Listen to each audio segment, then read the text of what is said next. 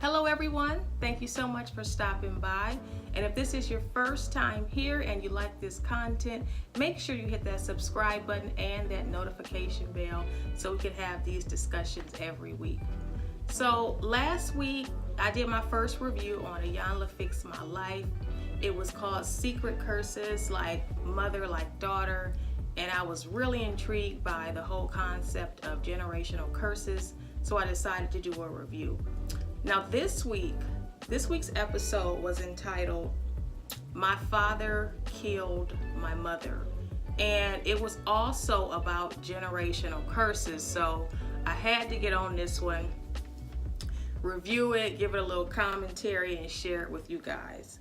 So this particular episode is about Shane, who is the son of the woman who got killed, and Bo is his father who killed Shane's mother. And it's 34 years later. Bo has been released from prison, and I guess they're trying to somehow return to normalcy after Shane's mother has been killed. And you know, he killed his mother when he was 6 years old, and I can only imagine, you know, all of the pain that Shane has in his heart for his father. But they walk up to the house where Iyanla is, and they're all in a group, and I'm sitting there thinking, I'm like, oh my God, like how awkward is it, you know, to be walking with the man that murdered your mother. So I can only imagine the pain that Shane is going through. The family comes up and Iyanla greets them, and I don't know, Bo is not giving me too much of anything one way or the other. At any rate, they have their first exercise when they come in, and Iyanla has this casket as if it was a funeral that they were attending, and she tells them in order to know the end, they must know the beginning. So I guess this is her way of showing or putting them back in the space that they were all in when Shane's mother, her name is Daisy, passed away. So I don't know. I thought that I thought that was a bit much. I thought it was a bit creepy. I don't know if I could have handled that. Now, that's a really sensitive subject. Real sensitive space for anybody to be in. So I don't know what kind of feelings exactly she was trying to drudge up by doing that, but okay. So Iyanla meets with Shane for a few minutes, and she tells him that he will remain blind. I think this was some type of quote she found somewhere. He will remain blind until he forgives. So I guess that probably means that Shane will not be able to fully forgive his father or move on with his life until he's first, you know, able to know the truth about what happened that particular night that his mother was killed. I don't know, because I don't know, he has so many answered questions, so he really needs to find some sort of resolve in order to get over this and build that relationship with his father.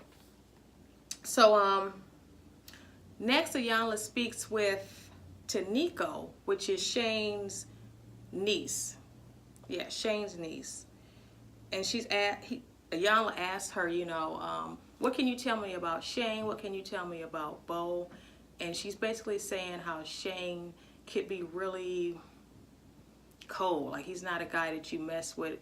Everybody walks on eggshells around him, and he didn't really come around the family that much.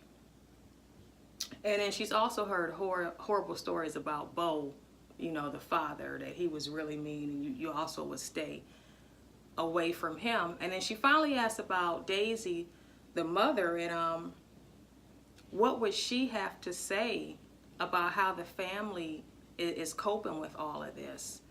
And she asked her a couple of questions, like, do you think she'll want you to move on? She would want to know that you guys are okay and moving on without her, and basically not wasting any more years dwelling on the past. So she gave her some things to think about there. And she also asked Taniko what made Bo act out. And she told her that, you know, he was a heavy drinker. And, you know, with drinking, you can be angry, you can be happy, but apparently he got angry and violent. So it was a cycle for Shane and her, because she also was a heavy drinker, but she decided to stop drinking after she got pregnant. She kind of feels that Daisy would want her to break the cycle of this violence and, you know, all this anger.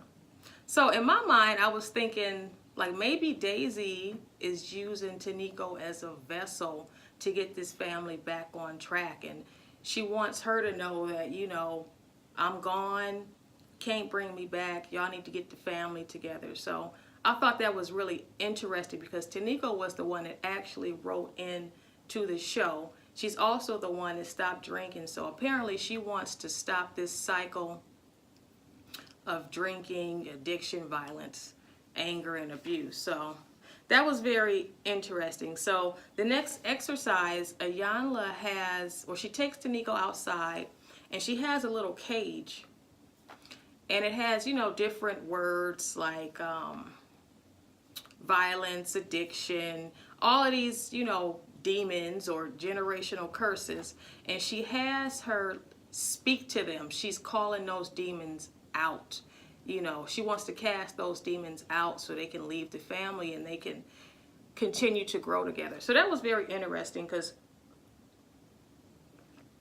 you know, just studying the Bible, you have to call out demons and you have to cast them out. You have to call them by their name. So that was very interesting. So that was a good exercise. Okay, so next she speaks one-on-one with Shane. Shane is 40, by the way. And she wants Shane to recall the date of his mother's death. So, you know, basically he just says he was 6. He recalls a knock on the door, 3 knocks on the door, then 3 sparks. I guess he jumps out the bed, sees 3 sparks, and then next thing he sees is his mother laying dead, her body laying in the doorway.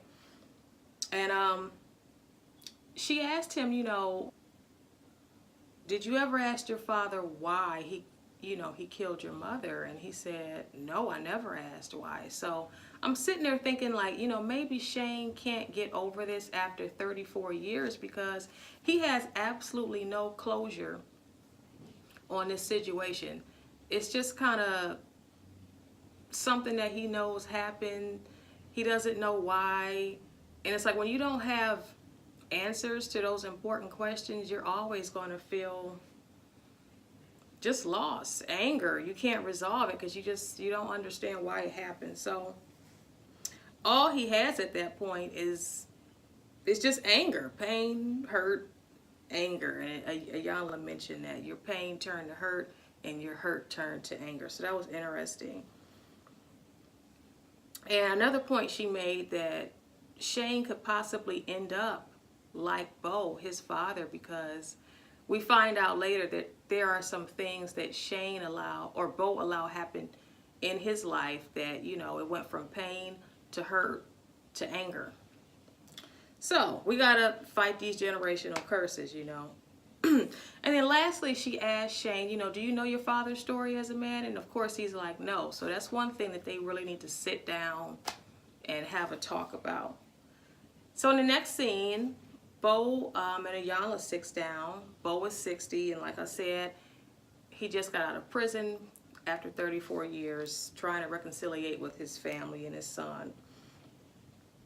First thing that she asks Bo is, what made you get to that point where you felt you had the right to come over to the love of your life's house and take her life? So he kind of gave like this BS type of answer. Oh, I was drunk, I was high, I was angry, I don't remember it. I'm like, you don't remember. You don't remember. Okay.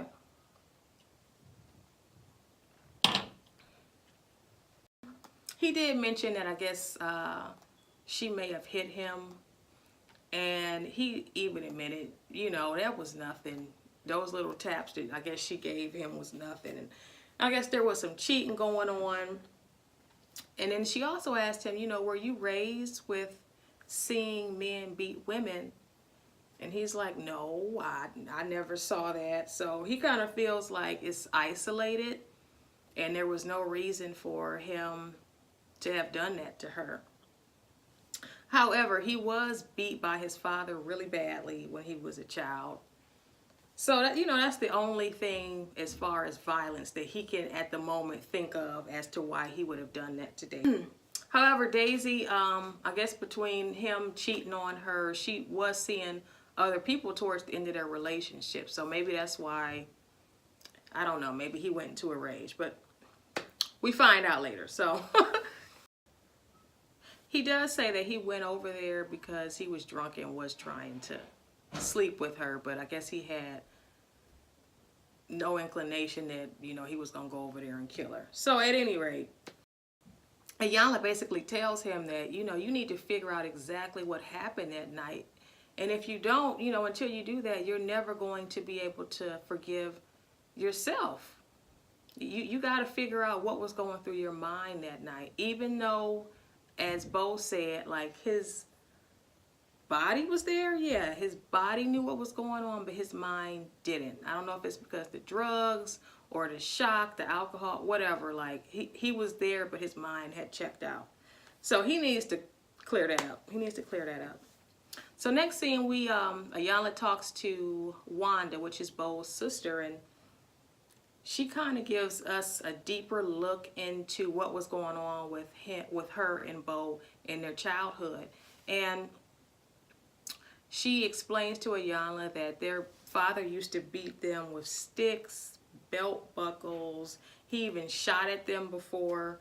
So Iyanla is like, hello, Bo, like you watched a woman get beat by a man. Like it may not have been his wife, but you saw how a man physically abused another woman. So that's kind of like a generational thing. You grew up in that type of environment, and you, I don't know, and somehow I'm thinking that he might have taken on that it was okay to treat women like that. So I guess that's what Iyanla was getting at.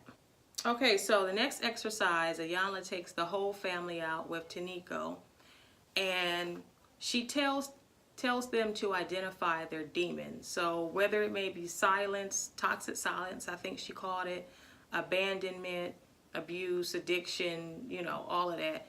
Identify their own demons, and they have to put them in that cage that she had set up for Taniko. So I guess this exercise was to, like she said, help them identify what was going on with them, their curses, what's holding them back from full recovery and healing, and, you know, place them in the cage.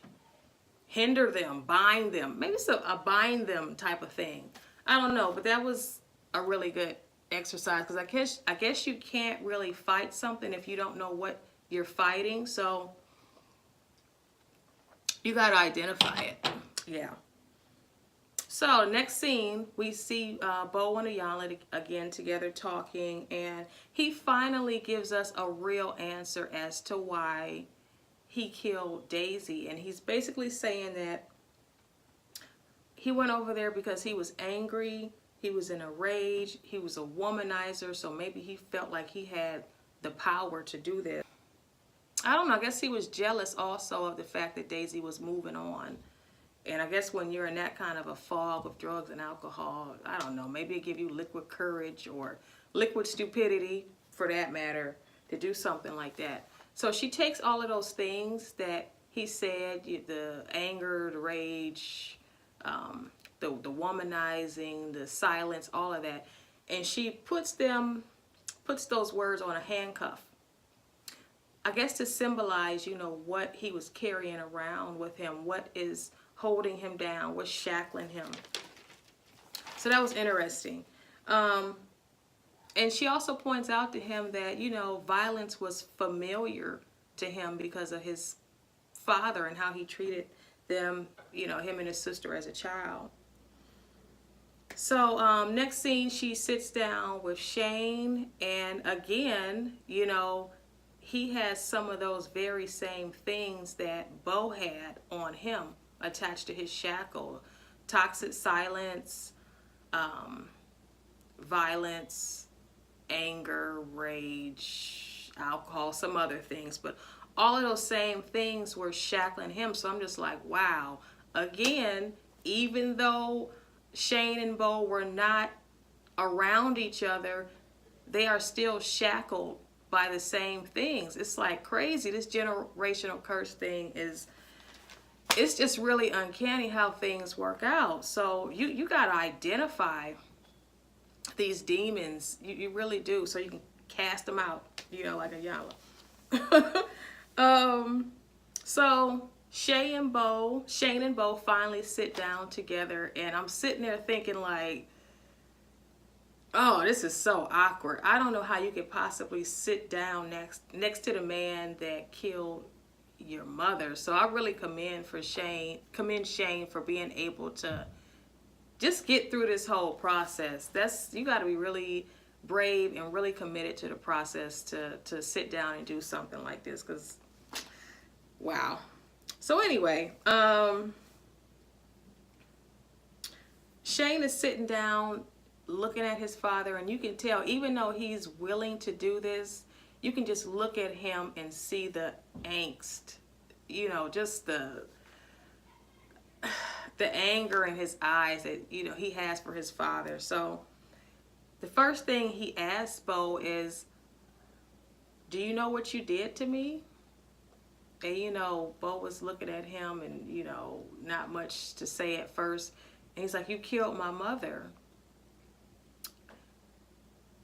And Shane responds like, you know, I lost my mother and I lost my father. So I was like, and he did, you know, not only did he lose him, you know, to going to prison because he shot his mother, he lost him because it's like, who would want to forge a relationship with their father after they killed their mother? You know, he lost him.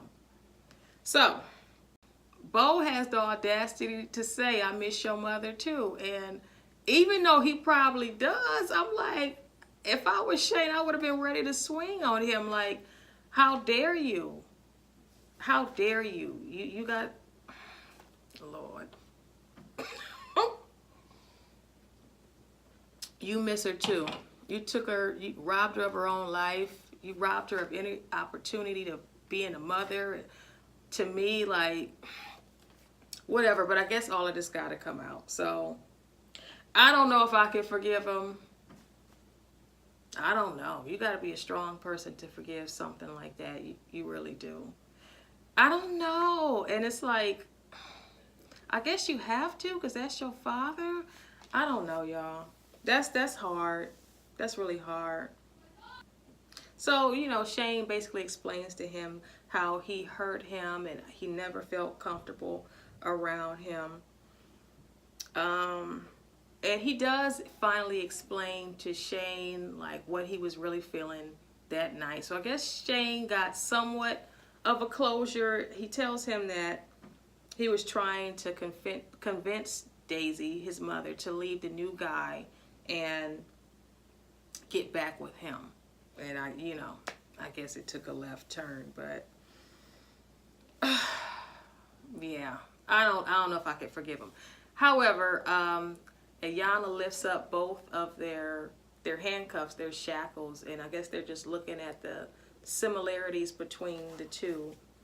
And, you know, Iyanla did her work on this one, you know, after Shane sees what his father went through with the generational violence from his father. I guess he kind of understands that he was raised in dysfunction as well. You know, he thought it was okay to abuse women and beat on women, and you know, he never really talked about it. And you know, his Bo is from a different generation. You know, the older generation don't really talk about problems all like that. Everything is swept under the rug. You keep everything in the house. You don't tell nobody your business, you know, that whole generation. And Iyanla says, you know, look what kind of father he had. And I'm sitting there, I'm like, well, Shane didn't get a father at all. So I don't know which one is worse, to have a horrible father or to have no father at all. I don't know. I don't know. Both finally asked Shane for forgiveness, which, you know, that really needed to be done. He needed to sit down with his son and apologize for everything that he robbed him from and what he did to him and the emotional turmoil he put him through. So that was much needed. And he seemed very remorseful. And I guess after you have 34 years to think about something, you would be remorseful. So, yeah. And then Bo tells Shane that he should be a better man than he was. And that's for any parent for that matter, whether you were present, not present, a good parent or a bad parent. You should also always tell your kids to be better than what you were. So they seem like they're on the right track. They hugged it out, and it actually looks sincere. Like that hug looked sincere, like they were both willing to put this behind them and move on. So the last exercise, they both take off their shackles in front of Daisy's casket, which I don't know. The whole casket thing is still a bit much for me. I don't know how they did that, but the exercise was for them to take off the shackles in front of Daisy's casket, just to let them know that they're just releasing the past, releasing all that bad energy, and they're going to move on, you know, move forward as a family. So I guess in essence, that's letting Daisy know that they're okay. And I'm sure, you know, she's looking down from heaven. She's happy about that. Because at the end of the day, there's nothing that, you can't bring her back. I'm sure that she's happy where she is. I think Iyanla mentioned that. And she wouldn't want them to be suffering so much when it's all over and done with. She's gone. She's not coming back. So, yeah, that probably make Daisy happy that they're able to move on, I guess. So that was the end of the episode. Iyanla has Shane and Bo do some exercises out in the front yard. They're throwing the football, I guess making up for lost time that they didn't have while Bo was locked up. You know, so overall, good episode. It was, you know, interesting looking at generational curses as far as, you know, the male perspective. Last episode we looked at the women. This episode we looked at men. So, you know, good work, Iyanla. At any rate, I hope you guys enjoyed this commentary. And if you haven't already, make sure that you hit that subscribe button. If you like this content, I will see you again next week. Peace.